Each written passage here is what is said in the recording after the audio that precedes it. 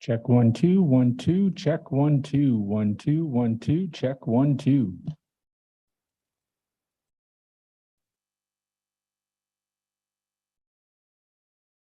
Check 1 2 1 2. Check 1 2.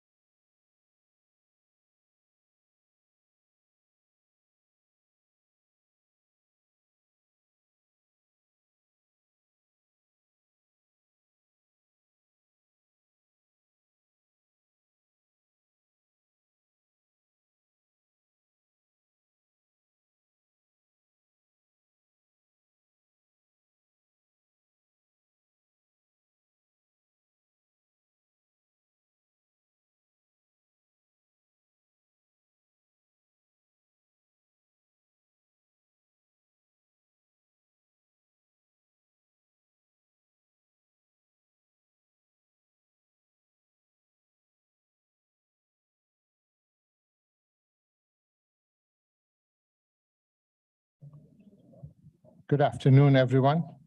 We're just dealing with some technical difficulties, so we'll start the meeting momentarily. Thank you.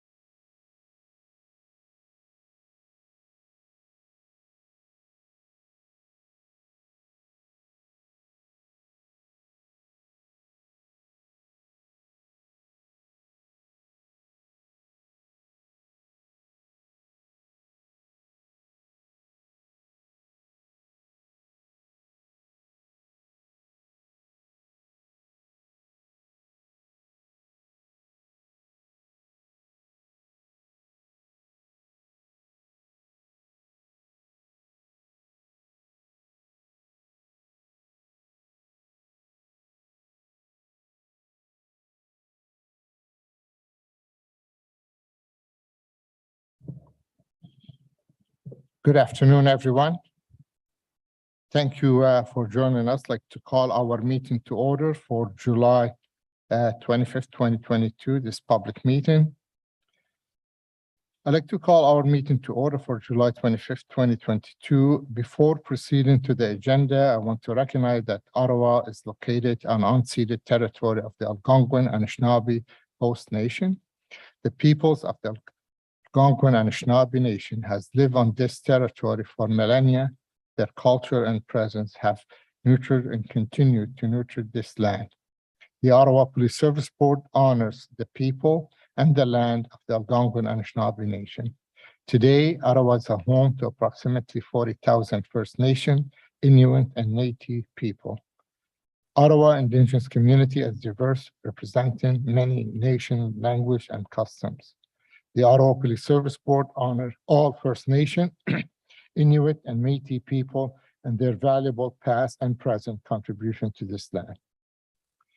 Prior to this public meeting, we held our in-camera meeting. The board received a quarterly update from legal services and also discussed a labor relations matter and delay application. I will now proceed with the confirmation of the agenda. Confirmation of agenda that the Ottawa Police Service Board confirmed the agenda of the 25th July 2022 meeting. Is the agenda confirmed? Thank you. Item number 3, confirmation of minutes. 3.1, minute number 61 of June 27, 2022, that the Ottawa Police Service Board confirmed minute number 61 of the 27 June 2022 meeting. Are the minute confirmed? You have question about the minute? Go ahead. I just want to ask a question that it came to me that one of the delegations was indicating that she didn't feel her comments were accurate or fully elaborated on. And I just wanted, if there was a comment on how we do minutes for public delegations. I know there are different styles of minutes, and I just wanted to have that known to so people understand what would be recorded in the minutes if they make a delegation. Okay, I'm going to ask the executive director to elaborate. No? Yes, so in terms of the board's minutes, the board has a procedure bylaw, and there is a section in there that stipulates what will be captured in our minutes. It does specifically say that we won't capture comments or notes. However, to assist with record keeping, we do capture some high-level comments just to assist with the board records. But generally speaking, we would just capture who attended, adjournment times, and the final votes on items. So we would not capture a verbatim, detailed recollection of everybody's comments in the meeting. Thank you very much for that. I didn't want people to be offended to think, someone just didn't bother to say what they'd said, and that this is a way we do things, because it is problematic to get everyone's comments all the time. But I just want to make that clear. Thank you. Okay, thank you, Member Curry. So is the minute confirmed? Thank you. Item number 4 is declarations of interest. Are there any declarations of interest? See none. Item number 5 is a public delegation. We have a couple of public delegations registered to speak today. I would like to remind all participants to follow our procedural guideline. This includes not using unparliamentary and offensive language, as well as making allegations against member of the police service or member of this board. It also means focusing your comment on the topic you signed up to speak on.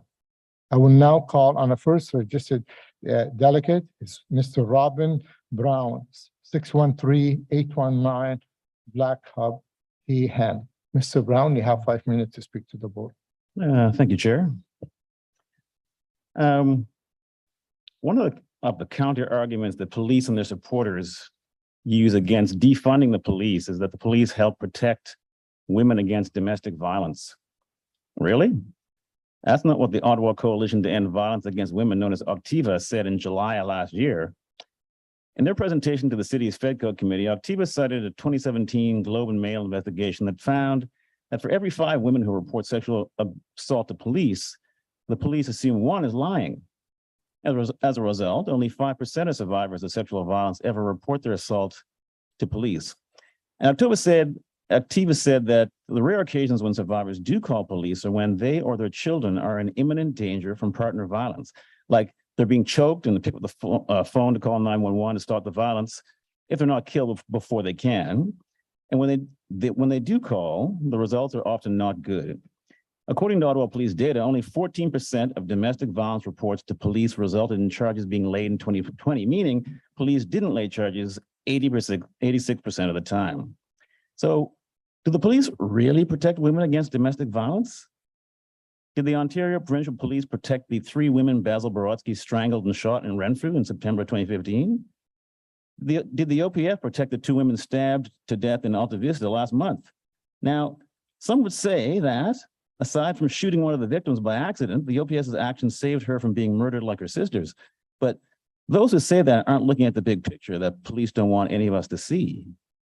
And that is that if big chunks of the police budget were put into things like mental health supports, domestic violence programs, and affordable housing, there would be far fewer men attempting to harm women, more places for women to escape to, and far fewer women ending up dead. We must stop calling the police heroes for dealing with crises they helped to create, because that would be like calling firefighters heroes if they were the ones lighting the fires. However, the police continue to get all the money, and that underfunding of other supports means that calling the police is the only choice for sexual assault victims right now. But it's not really a choice when there are no other options. So it's vital to give survivors other tools to stop the violence so that they don't rely on a police or criminal justice response. And this goes for mental health crisis response too. The shooting death of the perpetrator in the Alta Vista murders is another example of why the focus of the city's mental health and addiction guiding council is misguided. The Guiding Council is leading development of an alternative mental health crisis response system, but its terms of reference say little to nothing about shifting money from the police. Instead, it aims for a system that still sends cops, quote, when the crisis is linked to criminal activity, unquote, meaning if the guy has a knife, we got to send the cops. Why? To shoot the guy? Because it seems that's all they know how to do. We clearly need to get the cops out of all mental health crisis response and replace them with unarmed people who can de-escalate people, even those with knives, without killing them, right? Or shooting the victims by accident. There will no doubt be an inquiry into the murders of the women in Alta Vista, as there was an inquiry after the murders of the women in Renfrew. There have been many inquiries going back decades, and they've made many recommendations, including more police training. And police have gotten that training and the budget dollars that come with it, and women are still being murdered. That's probably because most of the recommendations don't include moving money from the police to things that actually keep us all safer. And even if they did, most of the recommendations aren't binding on the people who decide the police budget, so they could just ignore them anyway. Enough is enough. It's time to start the process of abolishing the Ottawa police by massively defunding them and continuing the community conversations about what systems we should fund and create to truly make us all safer. And we suggest that a good place to start would be to stop mindlessly expanding the OPS by immediately canceling the OPS self-facility project and the new 80 hires, and instead use the money for truly effective programs and services that actually increase safety and well-being for all. The OPS says the self-facility would be a community safety and well-being hub that it would share with community groups, but we know that these groups would likely be the OPS's buddies, and that the self-facility would likely end up having a big corner office for Acting Chief Steve Bell, an adjacent office for the Community Equity Council, one down the hall for Crime Prevention Ottawa, and servants' quarters in the yard for the staff of Heifetz Solutions. To close, I want to leave the board members with some questions to ponder until the board's next meeting in September. How many more people have to die before you begin defunding and detasking the OPS? And how do you live with yourself letting it happen?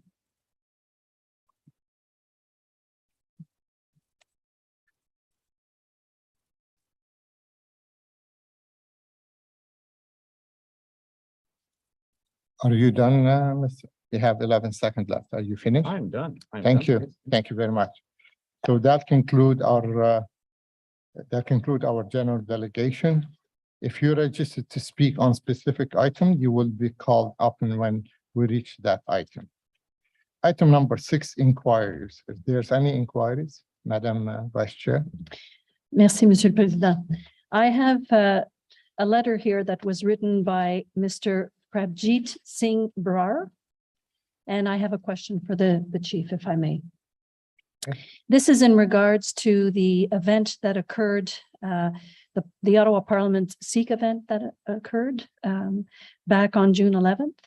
I was wondering, Chief, if you could perhaps explain to us how a police officer is meant or reacts when he's faced or she is faced with a sensitive type of situation that could be problematic. Is there a way in which there's a process in place where you are in a racialized or religious event of some sort that could be problematic? How are our police officers meant to react in these situations? Thank you. Chief? So, Mr. Chair, I'm willing and able to answer the question now, or should we receive this and come back with a written response? Is that okay with Madam Belicat? We can receive written response and If that's what you prefer, yes, if you want more time to explore the question and to come back with us with an answer, I'm fine with that. So what I could suggest is I'll give you my response verbally now, and if you'd like to see it in writing, we'd be happy to provide that. All right. So if I understand the question, it's how are our officers prepared to respond to issues within the different communities that exist within Ottawa? That is correct, yes. Okay, so I think it's a very important question, and I actually think it's an area that every community across the country, probably around the world, is facing as we look at increased diversity within our communities.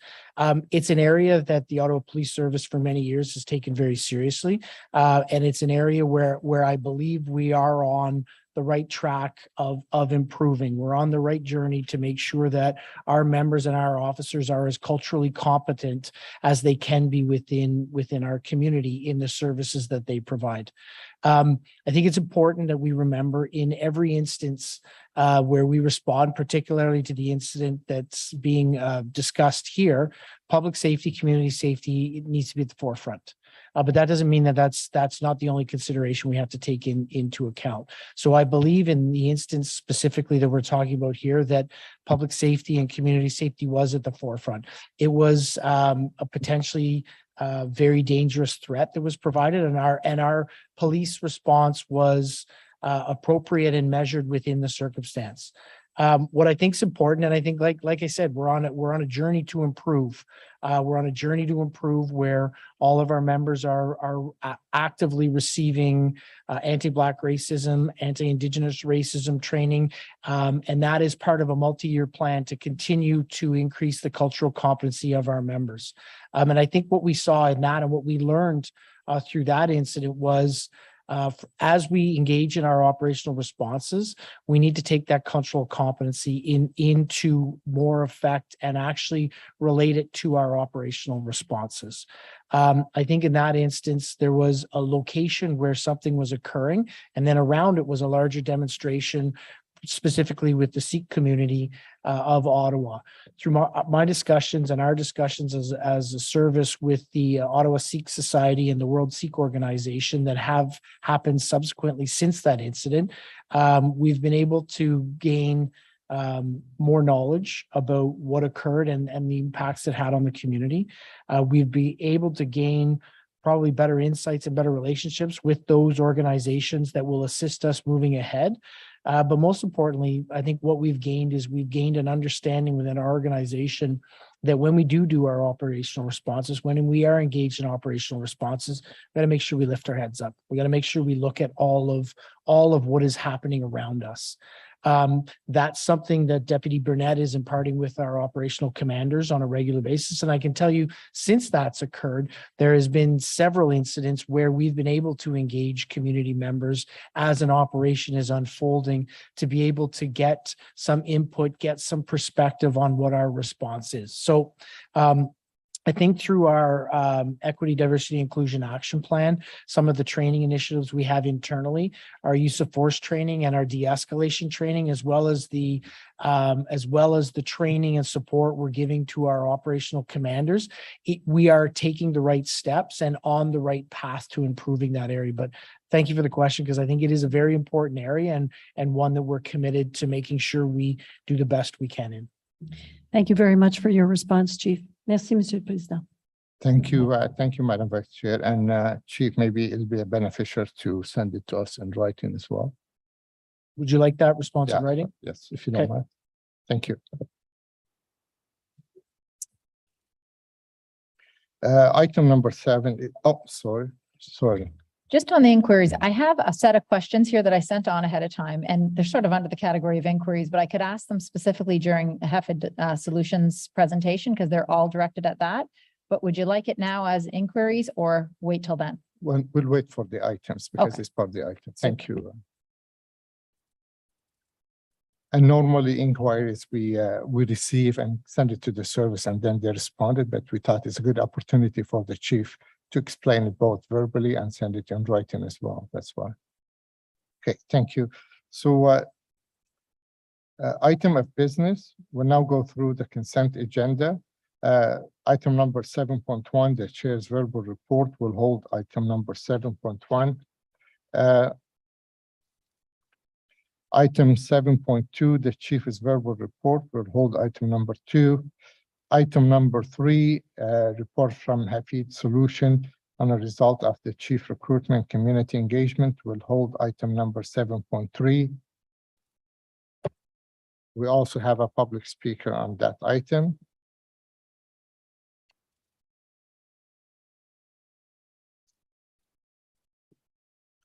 Item 7.4, renewal of 911 service agreement between the Ottawa Police Service Board and the City of Ottawa, that the Ottawa Police Service Board approve the renew 911 service agreement between the board and the City of Ottawa. Is we have any question on this, or we can carry this item? You have question? Go ahead. It's a quick question. We can answer it now. I don't know that they're quick questions, but I just wanted to understand the process of we're approving this report, the one that we received, but there's still another stage that will come back to us for the next generation. Like there's a. Oh, for the next generation. Yeah. So this is specifically around a service level agreement between the city of Ottawa and ourselves to provide 911 services in the community. Yep. You will get continuing reports, updates, procurement requests around our NG 911 systems that we continually bring on board. But the next gen part is not something that comes back to the board. That's something that is done internally or comes to a committee. So the next gen specifically as it relates to service level agreement? Yeah. Yes, that's correct. Okay, that's fine. I just wanted to make sure that we weren't approving something we hadn't seen yet. What we're approving here, we have seen. It's the next part of it that's not necessarily for our approval. Okay, got it. Thank you. That's all I needed to ask. Thank you, Member Kerr. So on the item carry. Okay, thank you.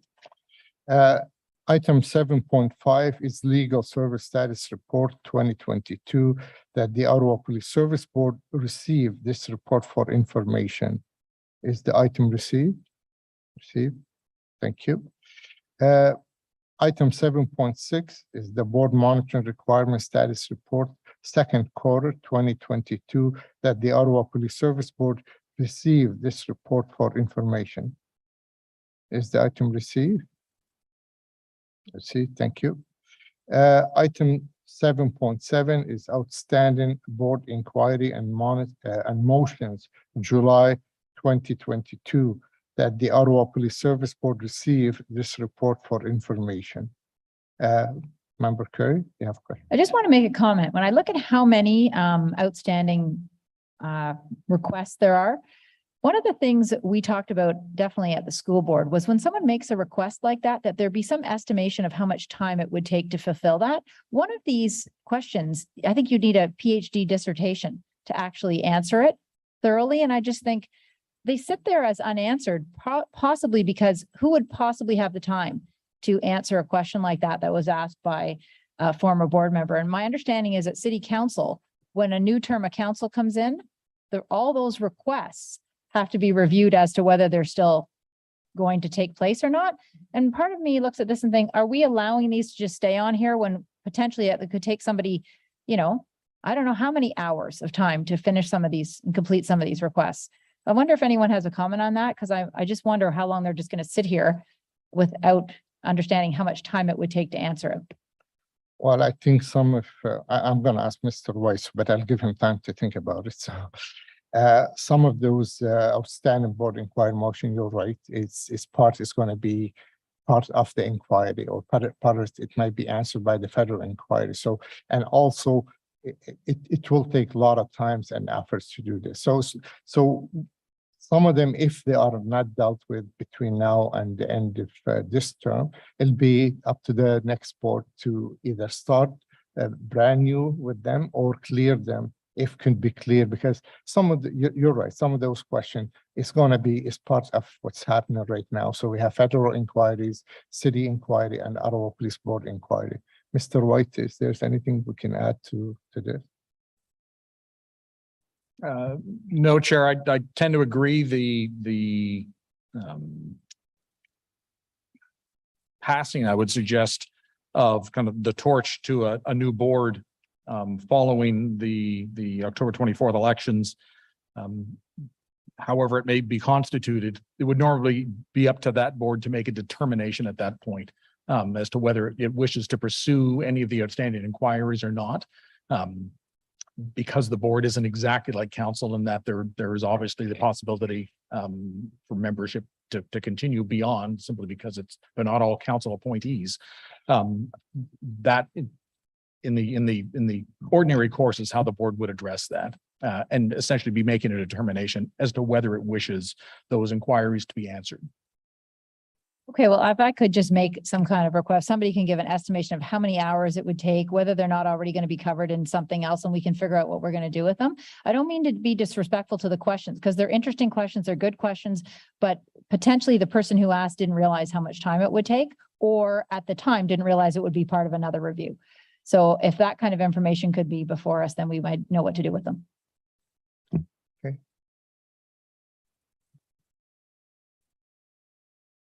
So what I can do is we can endeavor to work with the executive director on getting some time estimates around how long we figure each of those would take.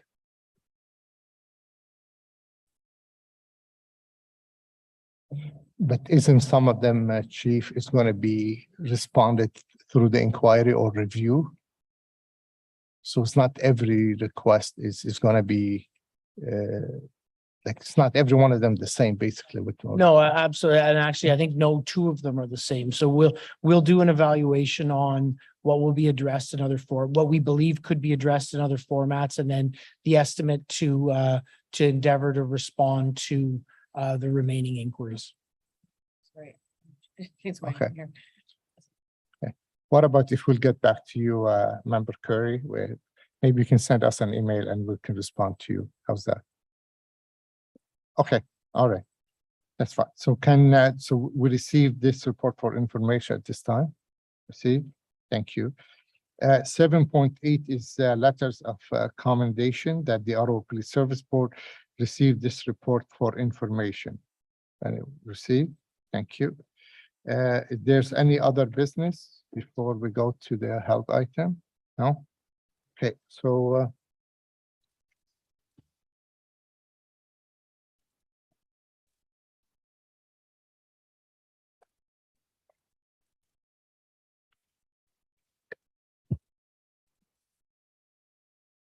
before I start the chief's verbal report, I'd like to welcome Randa. Randa maybe can wave. Randa is the new board assistant with Krista. So I want to wish her luck. That's her first board meeting. So that's why we kept the agenda very light, so we don't scare her away this time. Welcome aboard, Randa. I wish you all the best. I'd like to begin by Canada Day. I just want to take a few moments as a part of my verbal report to comment on the successful police operation surrounding Canada Day. I know there was a lot of risk for the service to manage, and resourcing was also an issue. However, in the end, everyone in the community had an opportunity to celebrate a safe Canada Day. I particularly want to thank the service for command structure we saw this time different than in the past. They set up to ensure events across the city could be managed safely and effectively. For example, we saw dedicated command for the outline area. So we saw police in Orleans, in Canada, in Barhaven, in Osgood, in Dunrobin, where, you know, instead of in the past, just one structure for the downtown and everybody downtown until we need them. So this time around, we get many calls and emails from my colleague. I shared them, some of them with the service, about seeing police presence in their community on Canada Day. While the main Heritage Canada event was held downtown, there were also a number of events in our rural and suburban community. I received a lot of positive feedback around in the command structure, which had senior officers available to manage the various areas of our city. So thank you for that. So there will be no meeting in August. Lastly, I want to know that the board will not be meeting in August. Our next meeting will be in the end of September. So before I forget, I'd like to hope everyone gets some time to rest and enjoy the rest of summer. So that's the RO Service Board received this report for information, unless you have a question. Oh, thank you. So the item received. The second item we held is item 7.2, the chief's verbal report. Chief, over to you for your verbal report. Thank you, Mr. Chair, and good afternoon to members of the board. As the board's aware, we're looking to hire more than 80 recruits by the end of 2022. As such, I want to begin by speaking about our ongoing outreach recruitment. Hiring is a priority for our service, and we're committed to ensuring that any new class of our officers are reflective of and share the values of the community that we serve. Last week, I met with our recruitment team for an update on the Ottawa Police outreach recruitment efforts. We're making good progress and are in the process of signing another diverse class of recruits. But we still need help from the community members to encourage anyone who may be interested in becoming police officers to apply. I would appreciate it if you shared this message with your contacts. We have several recruitment events coming up, including on August 6th, where you can visit us at Jam Day at Vincent Massey Park, or on August 10th, where you can join our virtual information session on Instagram at 6 p.m. These sessions explain the job, set expectations of what it means to be a police officer, and provide information and mentoring opportunities for the hiring process. You can also learn more about and follow us on our social media accounts. As Cheryl Shintiri indicated, this past Canada Day, families, residents, and visitors could safely enjoy the day in downtown Ottawa and across the city. This Canada Day was unique due to the return of in-person festivities, which was very welcomed, and a larger footprint that we experienced than in years past. We had the necessary resources, including public order units, traffic teams, tow trucks, and quick response teams. Our enhanced police presence was set into motion on June 29th, lasting until the late hours of July the 3rd. During our 5-day operation, 12 people were arrested and 50 criminal charges were laid. We thank all members of the public for their continued support and all police, city, and partner agencies that assisted during the Canada Day festivities and our operational response to it. This past weekend saw yet another demonstration in our city with people determined to use their vehicles to break the law and occupy our streets. With our city and policing partners, Ottawa police teams and heavy equipment were deployed downtown and in surrounding areas to prevent significant disruption in the core. One person was arrested, 103 bylaw infractions were issued, and 13 vehicles were towed. These events and demonstrations continue to put significant strain on our police resources. While the protest was occurring on Saturday, we saw 1,500 requests for assistance and 500 calls requiring a police response. It is a difficult balance that creates multiple staffing pressures and impacts regular services to residents. I'll send an update out later this week regarding the power shift and any other freedom related events planned for next weekend and the weekends to come. We're developing similar deployment plans for future events that we'll see through the summer and moving ahead. We're seeing some concerning statistics relating to crime in our city. The level of reported crime has risen 25% through the first 6 months of the year, exceeding pre-pandemic levels. Violent crimes have risen 14% so far this year, driven by increases in threats, assaults, sexual assaults, and robberies. There have been 35 shootings in our city with 3 fatalities and 7 persons injured. Hate crimes have risen 6% with over 160 reports so far in 2022. Property offenses are up across the board, up 33%, with 3,500 more offenses, far surpassing pre-pandemic levels. And so far this year, we've responded to over 300 overdose calls for service. Deaths related to this believed to be caused by overdoses are at 51, and the number of calls for service where OPS has administered Narcan are at 52. These results validate what we're hearing anecdotally from our partners and our community. There is a general feeling of unrest and disorder that significantly impacts people's feeling of public safety in our community. Our members are seeing changing societal trends. This includes an increase in mental health and addictions issues in the market, rising numbers of overdose calls and deaths, fatalities on our roadway, and disturbing gun violence in our communities. The board amended the 2022 budget and did not anticipate the need for an increase in police resources. It actually anticipated a decrease. That budget released approximately $2.65 million back to the city. We'll be better positioned to provide the board with a financial update in September, including what impacts that reinvestment has had on reducing police calls for service, if any. The OPS remains focused on delivering the change agenda and efficiency plan from the 2022 budget. We continue to make progress on several initiatives.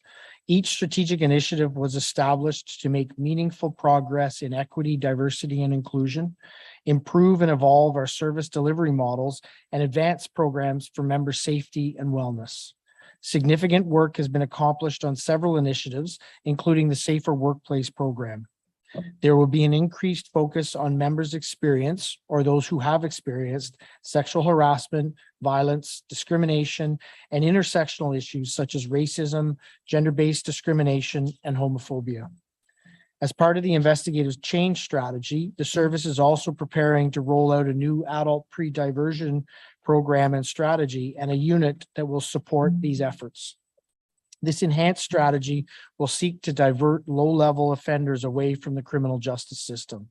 It seeks to direct them to programming designed to address issues such as substance abuse, anger management, or mental health challenges. A full update on the OPS's 2022 strategic initiatives, including our call referral project and data optimization project, will be provided to the board in the fall. This July, we witnessed several examples of gun violence in the city, with 8 shootings resulting in 2 homicides. This brings the total of shooting-related homicides to 3 for 2022. We are seeing a 27% decrease in shootings to date compared to last year, with 35 shootings so far this year. Police share the community's concern that 4 of these shootings happened during the daytime, 1 during the afternoon funeral of a homicide victim. Investigators have determined that the shootings were targeted, meaning the victim and perpetrator knew each other. We are seeing too many young men using guns to settle disputes, and we know that with that, their families are hurting. Families and communities can play a role by helping remove crime guns from our streets. We must stand together, united against gun violence. My message today is very simple. If you know someone at risk of perpetrating or becoming a victim of gun violence, please contact the police or the Crime Stoppers. Your tip can make a difference and save a life. In July, we seized 8 crime guns for a total of 66 this year, compared to 80 in 2021 for the entire year. We have conducted a fulsome review of the recommendations from the Culleton, Kuzuwiski, and Warminton inquest jury. We are committed to action. We will work with our partners and various levels of government and other agencies to support implementing all of the recommendations. The OPS is aware and troubled by violence against women and femicide incidents in our city. Of the 9 homicides this year, 4 have been women. This is just unacceptable. We will continue the critical work of this priority issue in collaboration with our community partners and stakeholders. We can't and won't move forward without our partners, especially our community partners like those involved in the VAW Advisory Committee. Together, we will review existing policies and develop procedures to enhance community safety. We are also developing a new risk assessment tool for all intimate partner violence instances. Earlier this month, our annual Byward Market Safety Initiative was launched. The initiative places officers, in addition to our regular patrol and NRT presence, in the market area on Friday and Saturday evenings. The Byward Market Initiative supports our partners, including Bylaw and the Alcohol and Gaming Commission of Ontario. The goal is to ensure a safe and enjoyable experience for those in the market during weekends by promoting responsible and lawful conduct. Officers assigned to the initiative seek to educate and engage members of the public, provide a proactive presence, and promote public safety. During the initiative's first weekend, officers arrested a person on outstanding warrants and assisted patrol officers at the scene of a stabbing. The next day, officers responded to multiple disturbance and fight calls in the same area. I try to end these verbal reports by showing the humanity and training of our officers that result in important interactions in our community. These are the kind of moments that will never make the headlines and certainly don't reflect the criticism of policing, but show the compassion and professionalism of our OPS members. They are very important for us to recognize. Recently, a member of the public wrote a letter about an interaction between one of their students and two of our members, Constable Timothy Dang and David Ross. The author wrote, "My student has autism. Communication, social skills, and behavior can be challenging for people on the spectrum. In situations of high stress, these challenges can grow exponentially." I want to compliment the two officers who spoke with her today. Their demeanor, non-intimidating facial expressions, kindness, and exceptional communication skills were admirable. They could have been, for her, a terribly troubling situation had it been handled by people without their skill, expertise, and kindness. They took the time to explain what their job was. They informed her gently of how the process works and suggested ways for her to get in touch if she needed to at a later date. We too often hear stories of interaction that go wrong in society for people on the autism spectrum. Today, it went so right. The way the officers intervened today served to reestablish my trust in the Ottawa Police Service for my student. This is invaluable. Thank you for the work you do and the way you do that work. This is one example of what our members do daily to contribute to community safety and well-being. I want to conclude my remarks by noting the retirement of Superintendent Isabel Granger. Superintendent Granger demonstrated exemplary service to the community, advocating for sexual abuse and intimate partner violence survivors. She was a tireless advocate for equity, diversity, and inclusion, and a respected and valued colleague and mentor. We are all happy for Isabel, who has gone on to work with another organization, but we're very sad to see her go. On behalf of the Ottawa Police Service, I congratulate her on her retirement and, more importantly, on her very successful career with the Ottawa Police Service. Mr. Chair, that concludes my report. I know it was a lengthy report tonight, but there's lots of information to share, and I'd be happy to take any questions. Thank you. Thank you very much, Chief, for your report. Yeah, I'd like to begin by asking you about in your verbal report tonight, you talk about staffing issue facing the service. We know there are a number of things affecting staffing, including hiring, accommodation, sick leave, WSIB, and other factors. What kind of a strategy are you putting in place to deal with these issues from all levels? So, Mr. Chair, what I can tell you is, as you know, staffing is an exceptionally important issue for us. We're an organization that is resource-based. 82% of our budget goes to supporting the staff and the resources we have within our organization. So impacts or what could be perceived as shortages within those resources have great impacts on our ability to provide the services that our community expects. But beyond that, it has great impacts on our members who have high expectations within this community and are out there trying to do the best job they can to serve this community every single day. So the staffing challenges that we currently have, the changing dynamics within our city, particularly as it relates to the increase in demonstrations and activity that we're seeing on a regular and more regular basis now, has had a severe impact on our members and on our members' wellness and well-being. So one of the things that we've done is through the leadership of CAO Dunker, we're looking to actually have and develop and at some point come forward if the board wishes and present to them a longer term staffing strategy that will look at a number of factors to identify what we believe our needs are in the years moving ahead. So the work that we're doing has several different pillars to it. One is about understanding our current state. What number of resources do we have internally? What are those resources doing? What is some of the ability we have to recapture some of those resources to do what we would identify as more priority work? So through the leadership of Chair El-Shantiri and Vice Chair Valaket over a number of years, I think you've seen a vastly improved workforce management report that comes forward to you on a regular basis that gives you some of that really clear data. We're continuing to work through that data and refine that data to know exactly where we are right now. Beyond that, we're looking at our comparators across the country. And I think that's an important thing for us to do. I know people regularly point to what's known as the COP to POP benchmark and simply looking at where a city, municipality, police service sits within that.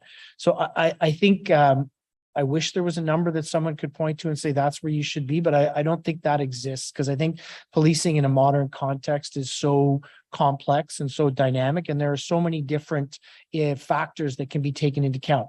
I personally believe COP to POP is one of those factors that should be looked at, but I also think we should be looking at crime severity index, violent crime severity index, the percent of the police budget as it relates to the city budget, our number of demonstrations, our geography.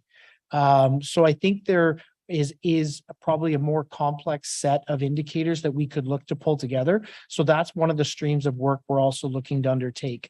I can let you know that we've already started the discussion with other police chiefs in the province and across the country to look at how we can further that benchmarking exercise so we all have a tool that we can better use. As you spoke about in your question there, we have some healing to do within. I think we have some work to do with the members we currently have, and that particularly relates to how do we manage WSIB LTD processes? How do we manage our short and some of our longer term sick leave to look at how we can better support our members through programming to have them return to work so that we can actually look at capturing valuable, productive members within our organization who now or potentially for a number of years have been off on some sort of extended leave. We also need to look at how we best prioritize and capture the outputs that can come from our members who are accommodated. We do a really difficult job. There's no doubt about it. And some of our members have very bona fide accommodation needs and are looking to come in and productively contribute to our organization and policing and public safety in Ottawa on a daily basis. I think we need to really start to take a good look at how we best capture that work effort to be put towards the most prioritized area for us to contribute to community safety. I think within that, though, we also need to look at what sort of growth numbers does this police service need moving ahead. All of those other initiatives are very important, but I think the conversation is absent unless we have some sort of dialogue on what is a sustainable number of officers that we need to grow by in the shorter term and through over a number of years to take us up to a number and a police service that is the size that can adequately police a jurisdiction like Ottawa. We have a huge geography. We have complex major city urban issues. We have a very diverse, spread out suburban area that has a huge population. So I think we have a unique city. I think we have a city that is absolutely growing. We are the nation's capital, so we are also a focal point. So I do think we need to come forward and have the discussion around what sort of growth plan should we be looking at undertaking over the next number of years. I also think the conversation needs to have included in it, in any growth plan, what are some of the new opportunities that we can look at? What are some of the areas, particularly around expanding services, that we know we need to put more effort and emphasis toward to it, whether it be cybercrime, whether it be fraud related incidents, that we can actually look at diversifying our workforce in terms of the type of people we're bringing in to do that work and to conduct that support to community safety well-being. It doesn't always have to be a cop. I think police members are exceptionally important. I think our civilian members are exceptionally important in what they do. I do think we have opportunities while we bring in more sworn complements, that we have some responsibilities and some areas that could be looked at to look at how we diversify members that sit within those areas. The last area that I would focus on is we need to, if this year is going to be a pattern for us moving ahead, which I believe it could be, we need to engage with our federal police, our federal funding partners, and look at how we create a more sustainable funding model for the Ottawa Police Service as we look to be the police jurisdiction in the nation's capital, as we look to manage and support all of the activities that go along with being the police jurisdiction in the nation's capital. So that's all work that's ongoing that we've actually done substantial amount of efforts towards driving. I think it is work that, and I'll leave it up to you, Mr. Chair, whether the board would like to see the results of that come back. But I think it is valuable work for the board to see, because I think it really will drive many questions that we have around how do we create a more sustainable, a more well-policing organization in the years to come. Thank you, Chief. But two things really I'm looking forward. One is to bring a presentation and report to the HR committee as a startup, and I hope the chair would agree. We can have it sometimes in September.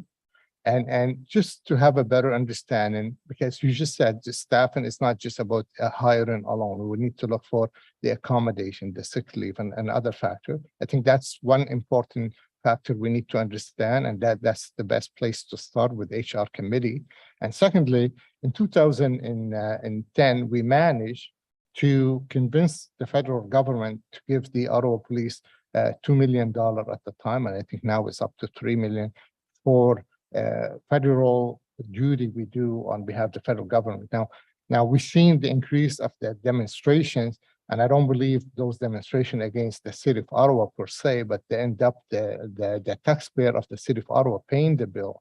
So we need to have that dialogue again, like we did in 2009 and 10, and have sustainable funding, because or a different police model. Why should the Ottawa Police be, and I know under the Police Service Act, we are responsible for policing the city of Ottawa, but those demonstrations itself, it's very huge cost on our taxpayer, and we need to find a way to deal with it outside your budget or your staffing level right now.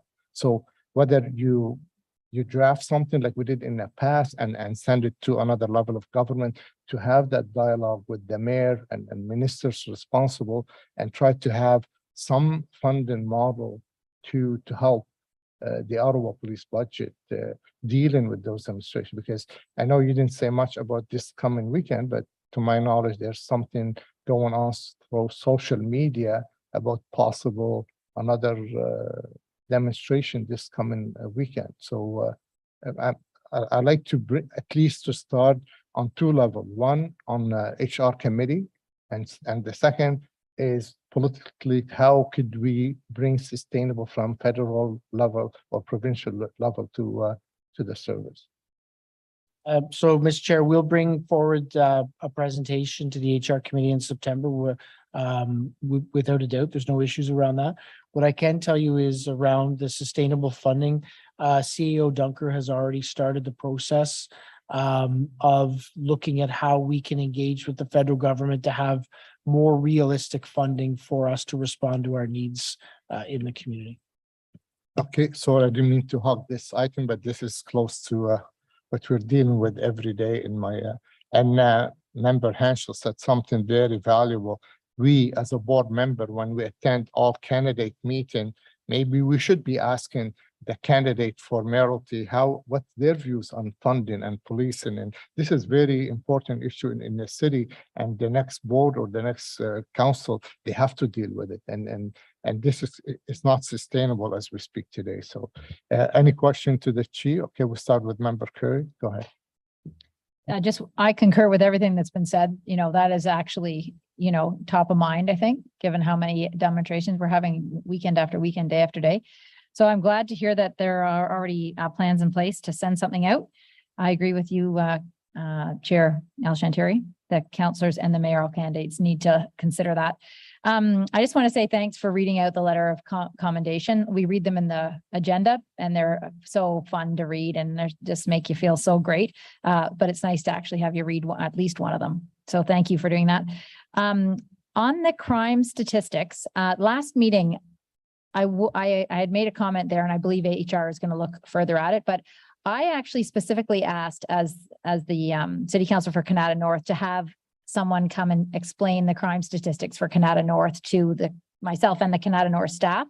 And I thought it was extremely valuable that numbers tell you very little. You have 100% increase because last year there was 1 incident, this year there's 2. And it doesn't really tell you much, but 100% increase sounds horrible. And the reverse of that, where there's all of a sudden a huge decrease in something because there was 1 fewer incident. So I just wanted to say in general that I feel that should be a regular thing, that at least city councilors should be able to have someone come, and maybe you'll say that can be done. But I asked for it. I believe a couple of other councilors asked for it. And it was very helpful for me to understand what is happening in Canada North, and then for all city councilors that have to eventually vote on a budget, for them to understand why there may be a request for certain staff or additional staff or a new department or new division. So I just wanted to say, is that possible that city councilors could have somebody come automatically, or is that asking a lot and interpret the data, the numbers? So what, in the past, we actually used to do crime statistics on a regular basis by ward. In the past year, it's a practice that we had discontinued, and it's one that we went out and asked, is this valuable? We didn't get a lot of feedback until we took it away. And then now we actually know the value of it because there are many people asking the same and similar questions as what you're asking. So it is a practice we are bringing back. Moving ahead, it'll be part of our data optimization strategy that we're looking at. And what we'll do is we'll make sure that we gather the statistics and data in the most relevant, presentable way for people to consume and digest, post them externally to our website, but then provide opportunities through our crime prevention officers to be, community police officers to be able to engage with the counselors or community groups around what those stats mean and dissect them and give real examples of what the impacts of the data they're reading are. That is wonderful. The other thing I was going to say was in terms of all the nights you're holding or events you're holding for recruitment, I don't know, maybe Chair El-Shantari, you can send out something or someone could send something out and each counselor could forward that. I mean, I send it out. I have the community voice article. I put it in my community newsletter that goes out email. I put it out on Twitter. But if every city councilor did that, there may be even, just that much more promotion. So if it was succinctly, here are all the nights, this is what they're about. That's possible, yes? Absolutely, we can get that done. Okay, I would love that. And then police of jurisdiction, yes, I agree, that's federal government. And yeah, that was it. Thank you very much. Thank you, Member Curry, Member Fakrani, Salim, go ahead. Thank you, Mr. Chair. I just want to pick up on your comments on Canada Day and how the operation went really well from sort of a citizen's perspective. And I think we appreciated walking in the downtown core and the market, the presence of police and the safety that was felt. So I just wanted to reiterate that from my own perspective. And I also want to, I think, acknowledge, and I'm sure the interim chief will also, the support received from other police officers from across the province. In just walking around, we met with police officers from Montreal, and Sudbury, and I'm sure there were from many other forces. So I just wanted to acknowledge that. Thank you very much, Member Fakrami. So I'll give kudos to Deputy Chief Burnett. He had long before We actually anticipated the demonstrations, potential protest activity around it, and the mobilization of those groups had envisioned on Canada Day having members from across the country here to actually help us provide police service, but also represent policing from across the country. So it was vitally necessary at this time to be able to support us to deliver the operations we needed to. But we also believe it's a good practice that reflects the cooperation that occurs within policing from across the country, and no better day to recognize that than on Canada Day. Thank you. Any other question to the chief? No? So the Ottawa Police Service Board received this report for information. Is the item received? Thank you.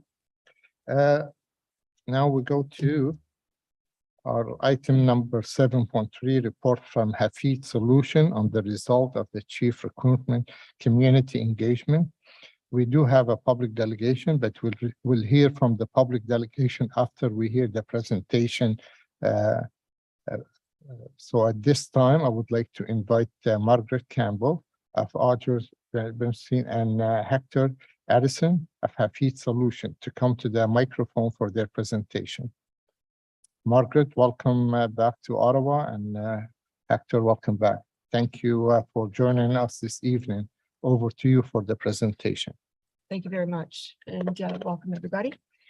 In March, the board hired Rogers Bernstein to assist with the recruitment of a new chief and deputy chief of police. In our initial proposal, we contemplating engaging a third party to assist with community engagement strategy to reach wide and deep into communities and confirm the hire of Hafid Solutions. Community expectations around police trust in policing, and the relationship between police and racialized populations were themes that we wanted to hear about to inform the qualities the board should be looking for in future leaders. As part of the process, I spoke to Chris Rome, SOA president, and Brian Samuel, interim president, OPA. And I've taken the information from both individuals and broken it down into 5 themes, some of which the interim Chief Bell has touched on. Morale of the Ottawa Police Service. It's a wounded police service. Morale is the lowest it has ever been. Courageous system changer, not afraid to disrupt the status quo. Someone to communicate a vision that builds buy-in, support both the organization and the community, listen to your officers and have their backs. Margaret, can I ask you to pull closer to the microphone, Yes. please? Yes. Willingness to accept responsibility as a leader. He or she is humble. He or she inspires trust, owns unpopular decisions and no ego. Customer service inside and outside. Need to provide a solution, short-staffed in all sections of sworn and civilian, and need to find a balance between community policing and grassroots policing. Budget is underfunded. Individuals are burned out. Difficulties recruiting due to reputation, and individuals are leaving to go to other services, creating more openings. Now I'd like to welcome Hector Addison of Hafid Solutions to provide an overview of findings. We have worked with a number of organizations, and we are really happy with the depth of the information and presentation Hafid Solutions has provided. Hector. Thank you, Margaret, and thank you, the board. Yeah, as you know, I would like to start by basically talking about some of the deliverables that we are hired to do. When we sent our proposal, we said we're going to have a targeted engagement with 150 individuals, for which each one will receive an honorarium of $50. We also said we are going to have a bilingual online survey, French and English, that is culturally appropriate. And then we also said we're going to have select individual interviews. So these are what we propose, and that's what was approved. Now let me look at what we were able to do, the actuals. Okay. Instead of 3 community engagements, 1 in French and 2 in English, we were able to hold a total of 9 targeted engagements. Some are small, some are big, some are medium, in between. We had 2 of them in French, and the rest was in English.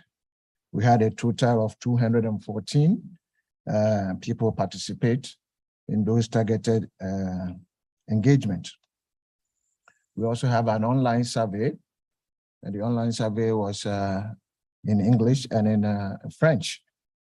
We had a total of 1,451 respondents who responded to the survey, 1,366 in English and 85 in French. We also had 35 individual or what we call select individual interviews with leaders and some of the people in Ottawa, select people that we felt like we need to talk to in Ottawa. So far, I'm looking at the honorarium we paid. So far, we paid about 8,300. We are still processing honorarium. You know, it takes time to process this $50 honorarium sent by email, money transfer, and all that. By the time we are done, we'll be paying about 11,100. We were approved for 7,500.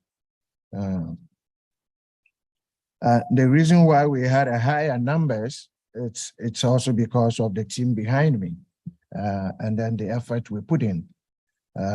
There was a press release that the board sent out, I think 3 times or so. We had a media pickup.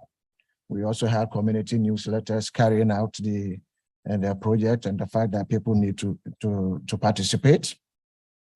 I also sent my army, capitalizing on this the summer events that were happening in the city, including the Canada Day festivities, and to go out there and talk to people face to face and encourage them to scan a QR code and then take the survey. We realized that was very, very successful. Of the 1,451 people who took the survey, about 7% of them indicated that they work for OPS. We also have 44% who indicated that they are women. Women 44% and 38% men. And this we said is unlike the previous surveys that have been done, where normally men dominate the responses. This one was a little bit unique because we have more women responding to the survey than the men did. We have 11% who didn't want to show what their gender identity.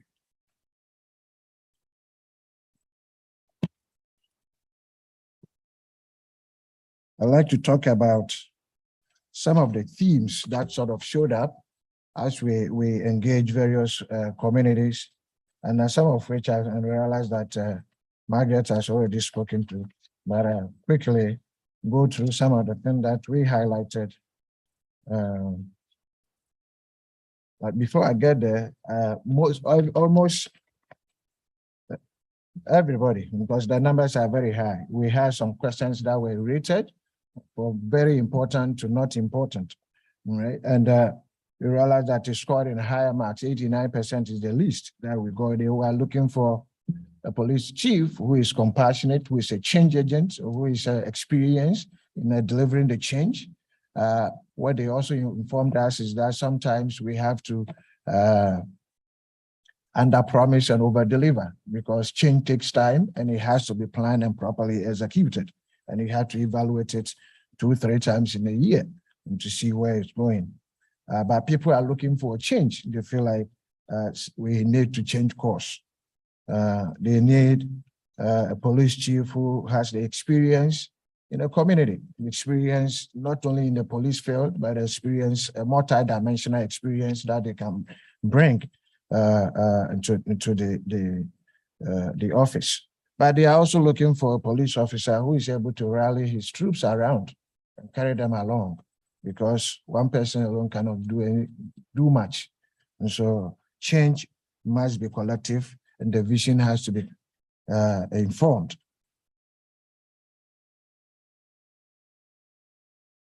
About when we put everything together, we realized that including the targeted engagement as well as the online survey, about 50% of the people who participated in it are the racialized community, okay, which is very significant And so basically we have 50% racialized, 50% non-racialized, all participating in this process, which we think was very awesome and something that ought to be encouraged.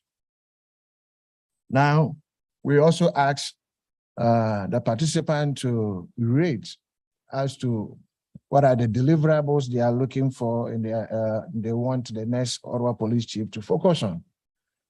We had a lot, and some of the list came from the previous engagement that we had the budget consultations and what people said they wanted. So we put it there, and then the people rated. Now, when you look at the report, I know some of you may have the report in front of you, but on page 7, we put a small graph there. Basically, that shows that 48% were very concerned about the crime, the gang violence that is going on in the city. And they want the police to focus on resolving crimes, resolving all some of these issues, senseless death in our community. They also want to see a police service that is responsive to the community needs, a police service that is accountable. Like when an officer is found wrong in something, we have to, the leadership should be able to discipline. So they were talking about accountability, which is 42% of all respondents rated accountability as their top issue. 48% said it's crime. We had 33% who said you have to increase OPS staffing, and that there is no enough staffing to police a growing city like Ottawa.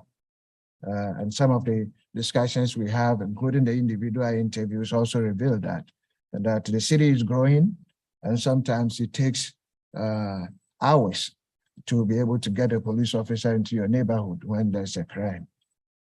So they are asking for an increase in the OPS staffing. Another area that I also talked about is 31% of the respondents said was increase in community policing. They want to see more police officers on the street, not less. Some of them actually told us they want the police officers to get out of their vehicles and then actually walk in the community and become part and parcel of the community. And so that's in the.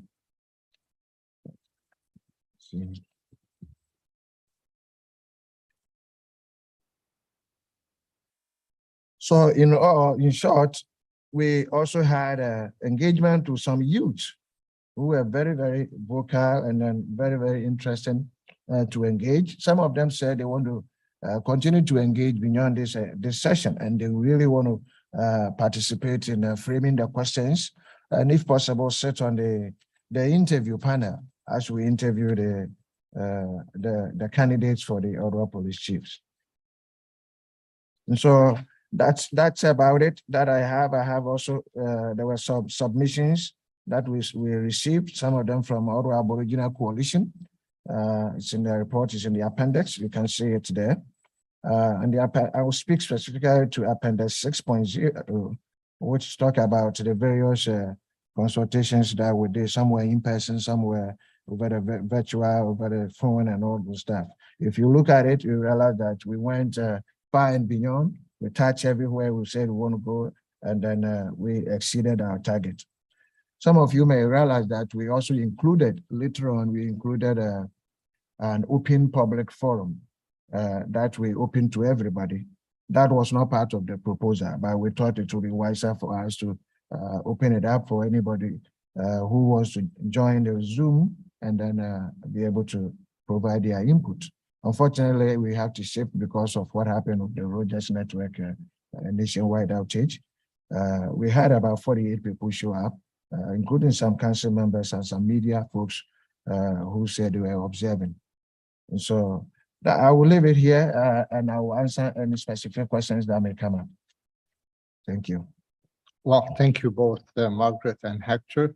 But before we go to my question from my colleague, we do have a public delegation to speak on this item. I'd like to,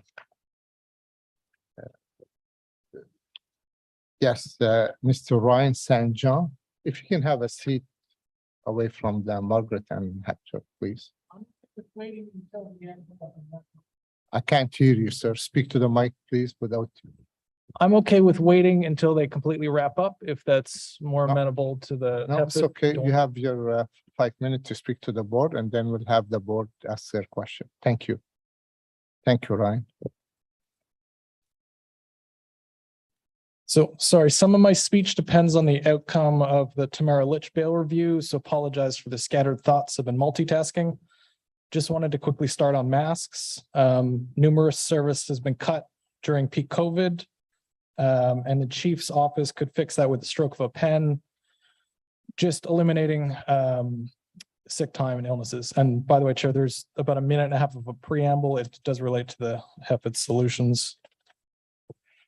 Another quick thing is just want to quickly note that St. Bridget's is being bought by Dwayne Litch, which is the husband of Tamara Litch. Whatever they say disregarding that is a lie. Feel free to interrupt me here, but I know the police can't directly deal with this, but the chief can make political calls in order to push that in one direction. I'm hoping that the chief can stop waiting for a political fix. It's not coming. The city is now in a period of being lame. That's a technical term, by the way.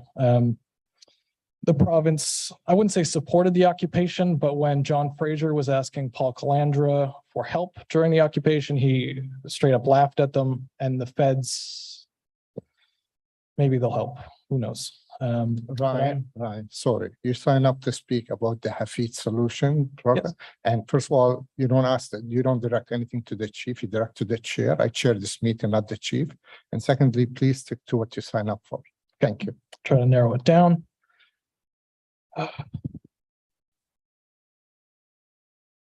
On the HEFID solutions, there was no mention of the biggest issues of the day. To me, that's convoy and also masks. I do know that there was talks about being worried about turning the interim position into a full-time position. That was noted in my breakout room as well as the larger room.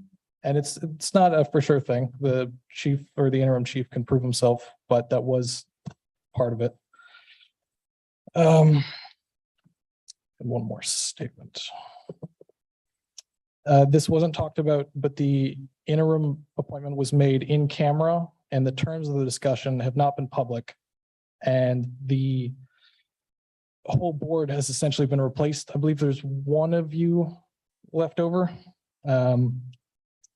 So we've all noted that a past chief has failed on the convoy is what I'm talking about now. The new chief is doing better, but as we all have all noted, it's continuing on. And so I'd like to refer back to my previous comments about not waiting for a political fix because it's not coming. And we know that the police shouldn't get involved in politics, but now we're at a level where you're at an intersection of these issues. You've been talking about federal funding. I had something else for this, but I do mention that this police board is useful. The last time I came, it may have just been a coincidence, but I spoke about Marcus Ray or Rex, and the next day he got picked up by INSET, which is CSC and CSIS joint, potentially RCMP. So I'm trying to wrap it up. I see my time is running down, but this was also a general delegation, and I signed up 4.5 days instead of 5 days. So I'm quickly speaking about how this could be more accessible. But I have made my points about HEFID. I know I'm probably going to get cut off in a second, and I'm also rambling as well. So if you'll give me an indulgence, I have one more thought, but I can also wrap it up there as well. Would like you can still have a minute and 12 minutes to speak about what you sign up for, the HEFID solution report for hiring a new chief. Yep. So the biggest issues of the day weren't necessarily spoken about at the HEFID things. The other part of it is police reform and police board reform. So part of that is how the chief can make this a better system. A new chief right now, if a public delegation comes up, rarely gets a response from this side of the aisle. I know that's not the point, but how are you also supposed to address systemic changes without reciprocation from the chief's office? And that's one thing that has been spoken about by the HEFID guys. They've talked about what they want to see, but there's been nothing about police board reform in an actionable way that I can see through that process, and would like to see some change. And again, I apologize for the scrambliness. One of the issues I have was with the accessibility of this. I was about 3 hours late to sign up as a general delegation. So now I'm forced to pick a topic and try to make it as relevant as possible. I promise to never come back if this is made hybrid. There are smarter people than me that are more articulate, that have more depth of experience, that can't make it here. I'm incredibly fortunate to be able to take the time to come out here and speak to you all. Thank you, Ryan. But Ryan, I'm sure you can also, if you have any question, you can go to info Ottawa Police and ask your question online, or you can send it to me as the chair of the board, and we'll make sure we'll follow up if you have any question or any concern in the future. Thank you. If I'll there's hold you any- to that, but especially about masks. Thank you. All right, thank you. Before you go, Mr. St. John, we have a question from Member Curry. Hi, Ryan, thanks. Really want to hone in on your comment about police board reform. And I understand part of it is they're just having virtual meetings. But other than that, is there any other suggestion you have about police board reform? Is it something that I'm interested in as well? Being able to hear back from that side of the aisle. I know how it's supposed to be structured and how the bylaws are structured almost makes it difficult. But to be able to make any change either has to come from the chair, but the quickest way to change things would just be to have a more responsive chief's office. So that's part of the HEFID solutions why I spoke about this topic, because who is on the other side of that aisle does affect the feedback that comes back to the delegates and to the public. Okay, thank you for clarifying.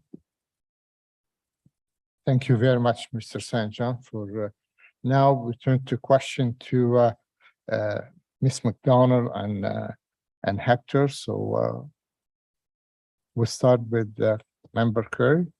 And Okay, I have some that were sent to me by email. So I was one of the police service board members that was consulted, and the members of the public are wondering who were the other four then? I was one, who were the other four? That is because it's confidential. I didn't want to include or mention people's names in the report, and that is why I did that. And that the reason is that I wanted everybody, whether it's a police service board member or leaders in the community that we interview, to feel comfortable talking to us. So we will not be out. Unfortunately, I will not be able to give you the names of the individuals. I know you said you are one of them, but I'm not going to give the names of the other four. Okay, They okay, know I can themselves. understand that. I understand privacy legislation anyway. I'll just say that I was one for sure. Question, will HEFID Solutions hold the 2 remaining community engagement sessions as mentioned in the proposal? If not, will the cost of the contract be adjusted accordingly? I understand one of them was during the Rogers outage and there were fewer people. I don't know if you have a comment on the others. I believe if whoever sent the question has read the report, would have known that we did 9 instead of 3. And I just reiterated that when I was talking about the deliverables. We are approved for 3, up to 150 people, and we did 9, and 200 and almost 220 people. Okay, thank you. How were the surveys culturally appropriate if all respondents answered the same survey? I mean, maybe a definition of what is culturally appropriate might be helpful. And the comment was just generally making a survey available in 2 languages is not the same as culturally appropriate. How would you say the surveys were culturally appropriate? That's a good question, but I think I'll take you through a learning moment here. When we say a survey is to be culturally appropriate, it doesn't mean that we are asking different questions to different population group. That's not what it means. What it means is that the choice of questions that we put forward, whether we give it to the general public or not, is something that is appropriate for a variety of cultures within the population. So that is what we mean by culturally appropriate survey. We never said we're going to have different survey for the indigenous community, different survey for the African Caribbean community, and different survey for the Middle Eastern. That's not what culturally appropriate means. Okay, that's maybe very helpful. How did Habit Solutions ensure that the participants in the Black, Middle Eastern, and Indigenous communities were residents who have also experienced encounters with OPS? Was any attention paid to intersectionality that could increase or decrease a person's vulnerability to OPS? That's, I don't know how to go about it, but what the question presupposes that people who participated in the targeted community engagement, well, basically we selected them based on whether they have had an encounter with the Ottawa Police Service, but that's not what it is. Now, our job was to go out there and talk to the people of Ottawa, irrespective of whether we've had an encounter with the Ottawa Police Service or not. There was a reason why we selected different communities. And the reason was that, yes, statistics show, and when you look at even the traffic stop study, it shows that these communities come into contact with the police more often. But when I'm asking a Black person to become part of the process, I don't ask whether or not you have been stopped by the police before or whether you have engaged in Ottawa Police Service in any way. No, so we never sought out to look for intersectionalities. However, in the survey questions, there were questions that borders intersectionalities. I know this is not a research work.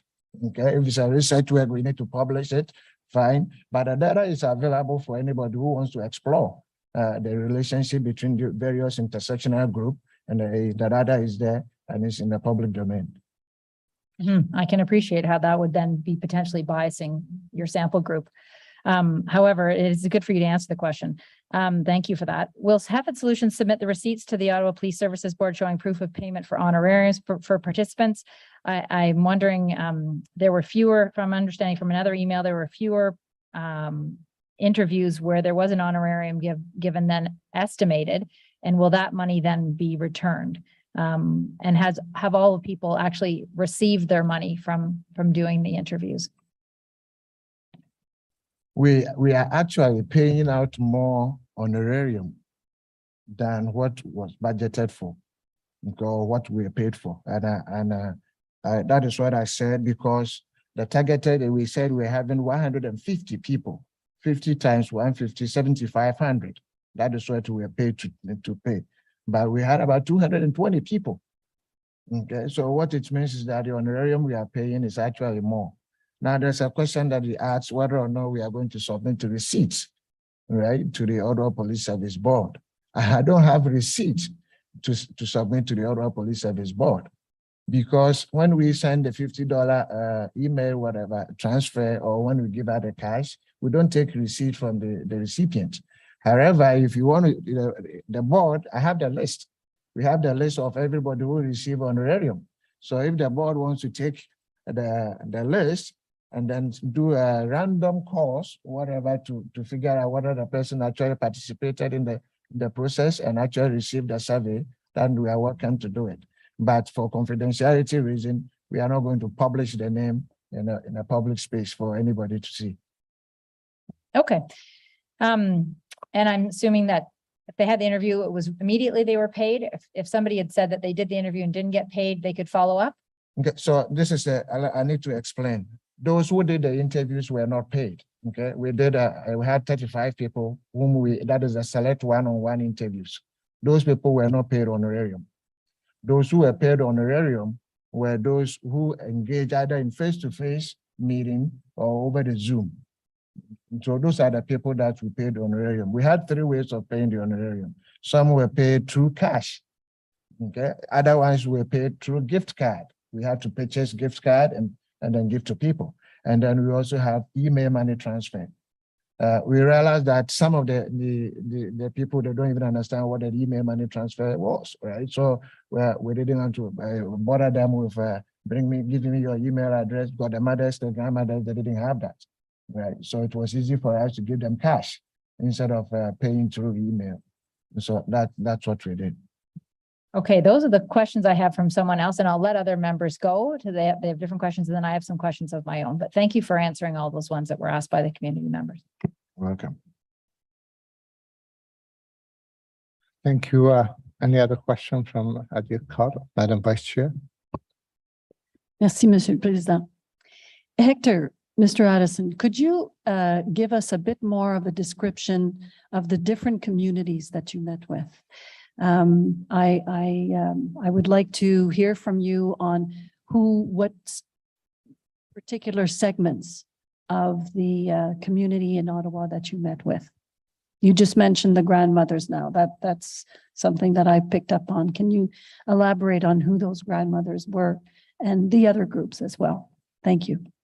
All right, thank you, thank you. So yeah, when you look at page 17, which is appendix 1, we have a table there that lists the communities we engage and the dates that we engage and the mode, whether it was in person or virtual. Right. So we started by June the 12th, was a mixed ethnicity. Yeah, I recognize more of them were Middle Eastern. We had 20 people that we call it a pilot run. And that was because we did it before we actually launched the project. We wanted to make sure that everything was going to go according to plan. And we had a 23 that was mostly Middle Eastern. And the 23rd, we have mixed Arabs, Middle Eastern, and youth. There are 31 people and was in person. Then the 28th, we had indigenous leaders that we met at former Rideau High School, was 6 people. We also had a Somali mothers youth and also Francophone youth. We had about 3 sessions in between 26th and the 29th. And a total of 51 people showed up. On July the 5th, we had a mixed seniors group of 20 people in person. And then we also, on July the 7th, we had a youth, a young advisory council, which is the community youth group that the Ottawa police consult on youth-related matters. We had 11 people show up. On July the 13th, we had the public open, which one was the open public forum, and that I talked about. On July 15, we had an Afro-Francophone community. I had 34 people who showed up. We had about 85 people who registered, but 34 people showed up. And then finally, the July 19th one with the Ottawa Aboriginal Coalition. I hope that answers the question. Madam Vice Chair, if I may, because Ms. Campbell, who I called Ms. McDonald earlier, my apology. Margaret has to leave in 15 minutes. So if you folks have a specific question for Margaret, ask now before she leaves, because she's leaving in 15 minutes. Sorry to interrupt, Susan. Go ahead. Actually, I'll ask Margaret a very quick question. Margaret, without providing too much detail, I know you have to leave, but could you just tell us, have you got a sense just through your initial, because I know that, you know, this process, yes, Hector was consulting with the community, and I know that you did your own kind of internal consultations as well. Do you feel that there's an appetite out there for the type of individual that we've been hearing that we need in the next chief? I do actually. We've had a number of calls from individuals globally, actually, watching this process when it all unfolded. And so, yes, I do believe actually you will be able to come up with some additional candidates as well. And the results that Hector has put together will be used in your guide and your interview guide with potential candidates. Oh, yes, we'll be putting that in our briefing document, the whole program. And so that candidates can take a look at exactly what's been going on, what hasn't been going on, and any questions they might have. And obviously those areas will be part of the questions that we will be putting together for the interviews. Great. Thank you very much. C'est tout, Monsieur le Président. Merci beaucoup, Madame. Member Fakarani, you have a question for Margaret? It was in the same means in terms of what are the next steps? What are you taking with this report, and how are you going to follow up on the report? So I believe you're voting this evening, correct? Yes. and then determining whether or not you're going to be going forward with the chief search. And once you decide one way or the other, then my next steps are getting the process going. And then we would post the position. Takes usually about 4 weeks or so to do the posting. And then I need a couple of weeks for interviews. And then it would be probably a week or two after that, that we would start with the interviews with the committee. And Margaret, maybe you can help us. I know you work right across the province and across Canada. Can you tell the board how many services right now, maybe not contracted with you, but how many services are looking for chief and deputy chief within the province? Approximately 10. Okay. Is there any other question for Margaret? Member Curry, go ahead. So just so I'm clear, your recommendations are simply just about our process going forward. Basically, you're saying this is what we heard in the consultation. So our recommendations are that the executive search firm considers these essential qualities when choosing the next police chief. So you're not driving the process in any other way than saying, take into consideration everything we've put before you, but you're very specific, that we have a methodological approaches here, that these are seen as the highly desired attributes. Knowing that part of your report indicates that maybe this person doesn't exist because, how could anybody, have that all in one person, but also to have community representation within the search team, consider constituting a panel of diverse people to review and provide input into the interview questions. The interview panel should have a diverse representation of subject matter experts from the community. All of those are your recommendations to this police services board before we take the next step. That is correct. That's what's in the report. Yes. Yeah. Okay. So we're going to be having a motion here before us. And we have the recommendations from. Yes, but Okay. I thought we'll ask the question to Margaret before she has to leave, and then I'll ask the vice chair to introduce the motion. Member. Yeah. I just want to make sure we're all clear on what was happening here, because I think we had a number of emails that indicated, did the police board drive this process saying this is the kind of person we want? And so what we're saying is the consultation was out there. It's come back you're now saying to us, this is what we heard. This is what we think you should do next. I just want to make sure that's clear, because there were emails where people indicated that they wondered what role the police services board played in. So we didn't get qualities. many emails. We get one email just for the record. So we get Yeah. one email about this. So, Yeah, but I just Okay, want to not make that sure we're all bad. clear on the process. okay, Member Hatch. Yeah, so I guess the question I have, you look at the questions and they all had very high percentage surveys, like 89 to 98, not surprising. Is there anything that came out of this that was surprising or that, caused a change in direction on, how you go about the executive search? No, absolutely not.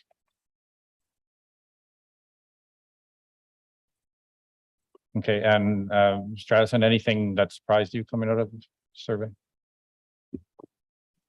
No, I wouldn't say so. There was nothing particularly surprising. The one that I probably speak to is the issue about change agent. Okay.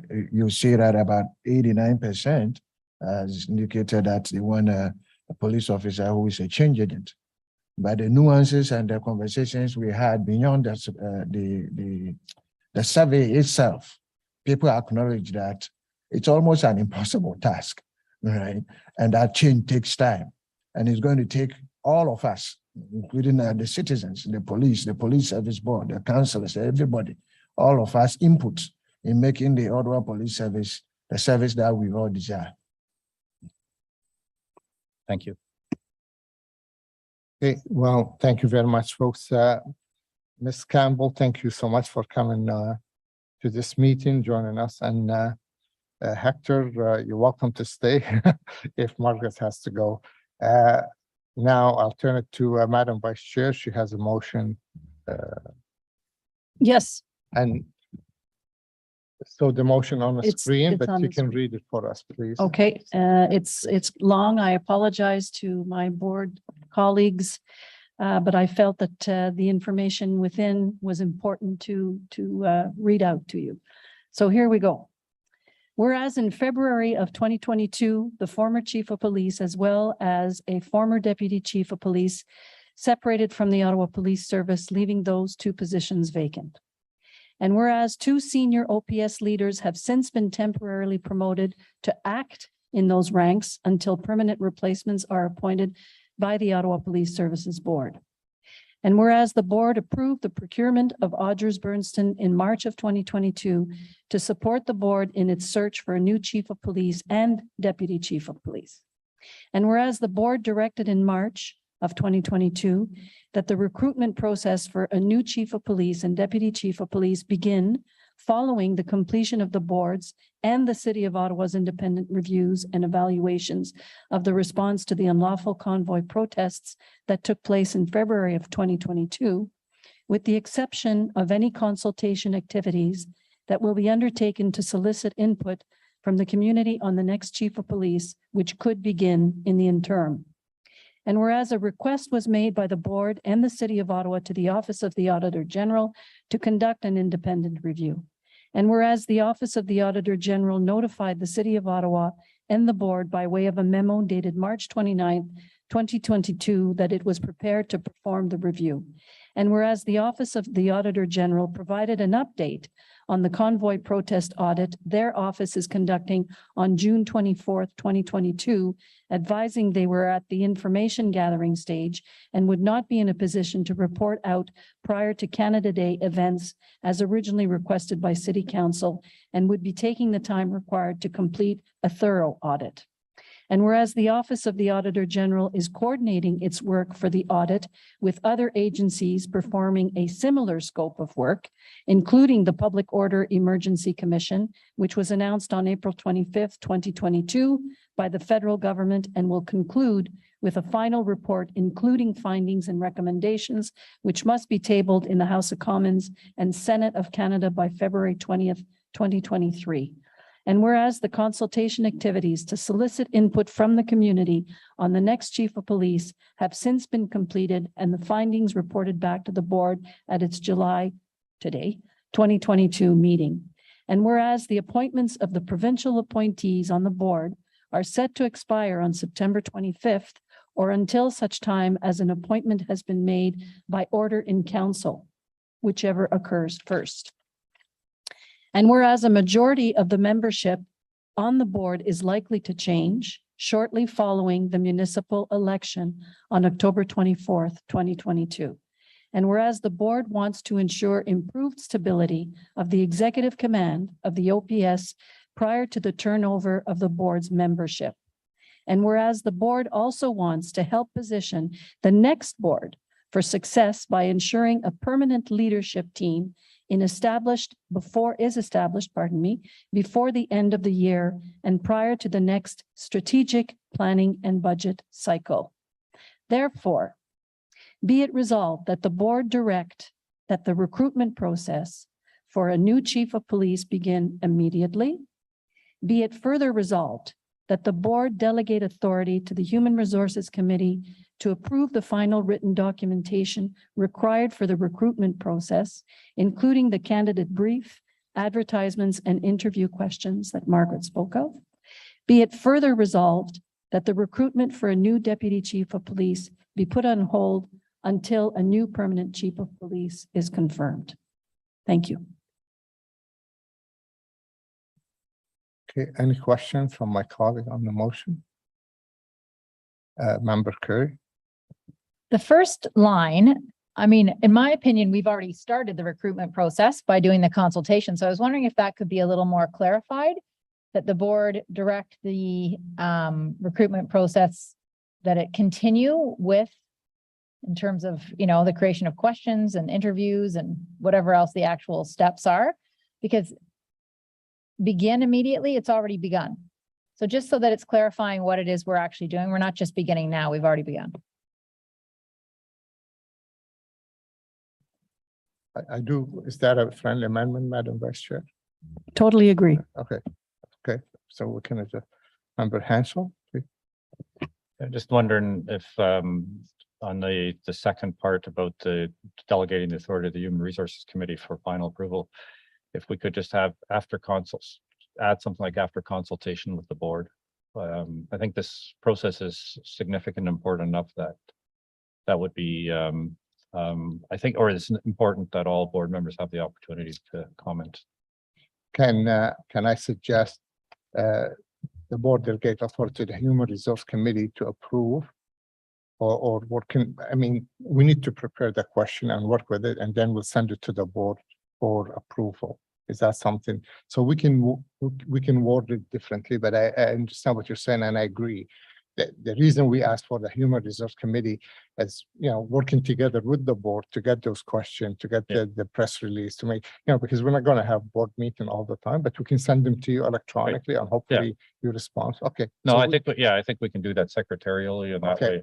So we can, anyway, I hate to create things on the fly, but I know what the intent is to make sure the board have a final say on those questions recommended by the HR committee. That's what you would like to see. And I would agree with that. And I hope Madam Vice Chair would agree to it. I agree. And, if we're looking for words, it could be that what we send them is the draft. Okay. That's Okay. fine too. And Okay. then you comment on that and provide your feedback. Would Okay. that work? Yes. Any other question on the motion, Madam Curry? Just in terms of the recommendations that, that I just read there about what the committee and having other representatives on it, the specific recommendations we just got, where does that fit into this motion? At the end of the report, the report indicates there are specific recommendations, but who would sit in on the interviews and are we accepting the recommendations of this report here?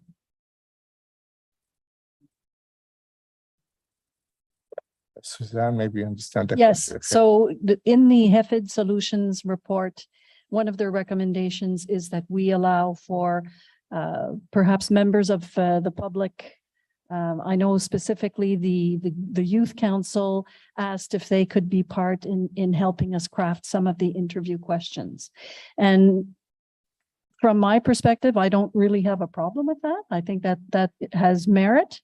My question would be, how would we do that? How would we go out and request people to provide us with what types of questions they would like us to have in the interview process? Perhaps it's just as simple as them sending the board an email with the type of questions that they would like.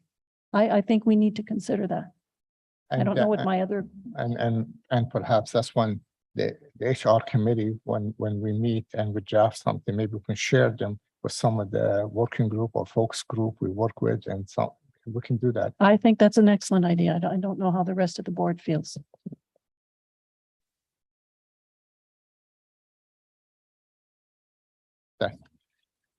Yeah, we can't, in a way, we can't circulate the candidate question ahead of time, but in principle with the, and what we're looking for. Anyway, we need to work with that,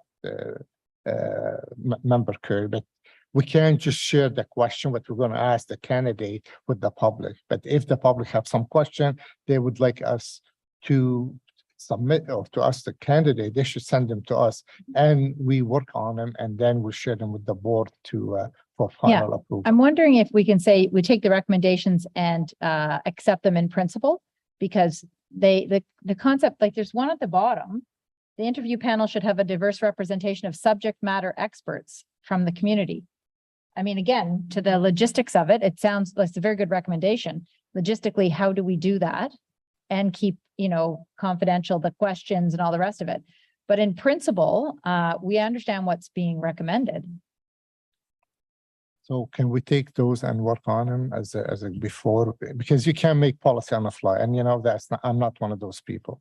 So we'll take some of those recommendations, we can work them together, and then we'll send them back to you for your thought and approval.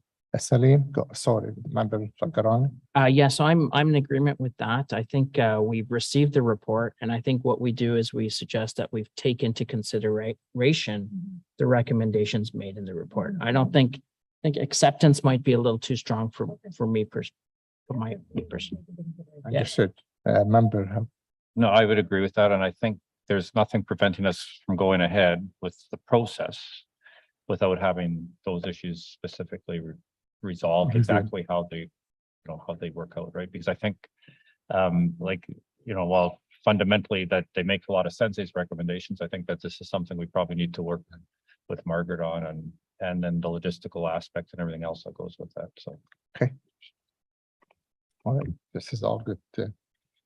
So, so the commit, anyway, let's focus on the motion right now, and there's a friendly amendment, and we understand what the intent of the delegate authority. So before we finalize any question, we send them to the board and get the board approval on this. So is the motion carried as amended with friendly amendment? Carry? Okay. Thank you very much. Thank you, Madam Vice Chair, for your good work on this issue with Margaret and Hector. I know it's been a lot of phone calls and a lot of meeting back and forth, so I really appreciate your effort. With that, I believe that was our final item. If there's any other business, Sinan, I'd like to wish you again nice break in the summer, and obviously we're going to continue communicating with you as much as we can. And thank you, folks, for joining us tonight and our meeting. Motion to adjourn. So move, and we are adjourned. Thank you very much. Thank you very much, Mr. Chair.